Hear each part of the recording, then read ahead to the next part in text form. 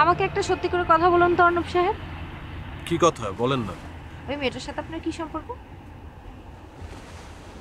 কোন মেয়ে? আরে ওই যে আনিকা ম্যাডামের মতো দেখতে যে হুবহু। কোনো সম্পর্ক নেই। একদম মিথ্যা বলবেন না। আমি সবকিছু ভালোভাবে না জেনে শুনে আপনাকে প্রশ্ন করি। রিয়েলি? ভালোভাবে কার কাছ থেকে শুনেছেন? কার কাছ থেকে শুনেছি সেটা বড় কথা না, কিন্তু কথাটা নিশ্চয়ই মিথ্যা না। মিথ্যা? তাহলে সত্যটা কি? সত্যটা জানতে হলে আপনাকে একটু অপেক্ষা করতে হবে, তারপর সবকিছু জেনে যাবেন। এখন বললে সমস্যাটা কোথায়? আরে বাবা, সমস্যা আছে বলেই তো বলছি না। আসলে আপনার সম্পর্কে আমার ধারণাটা কি জানেন? কি? আপনি মোটেও ভালো লোক নন। আপনি মেয়েদের সামনে নায়ক সেজে মেয়েদের সাথে অভিনয় করতে ভালোবাসেন। হাসছেন কেন? আমি মোটেও হাসির কোনো কথা বলিনি। আপনার ধারণাটা ভুল। আমি এমন কোনো কাজ করি না যে কাজ আমার ক্যারেক্টারকে প্রশ্নবিদ্ধ করে, বুঝতে পেরেছেন?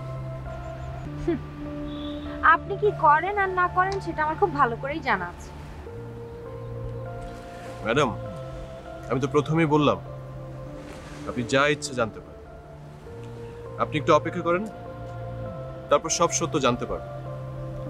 আপনার প্রশ্নের সব উত্তর আপনি পেয়ে যাবেন। একটু অপেক্ষা করুন। ঠিক আছে, না হয় অপেক্ষাই করলাম, কারণ আমি সবকিছু জানতে চাই। গুড। আশা করব আমি খুব একটা আশাহত আপনি করবেন। Thank you. চল। তুমি আমাকে না জানিয়ে এভাবে ঢাকা ফিরছো কেন? এখানে থাকাটা নিরাপদ না, তাই। বুঝলাম না। আমাদের পিছনে টিকটিকি লেগেছে। টিকটিকি লেগেছে মানে? যা বলবে ক্লিয়ার করে বলো। শোনো, অর্ণবকে জানো? কে? অর্ণব স্পেশাল ব্রাঞ্চের পুলিশ। সে এখানে এসেছে কেন জানো? আমাদের হাতে নাতে ধরার জন্য। ওর আসল নাম শিশির।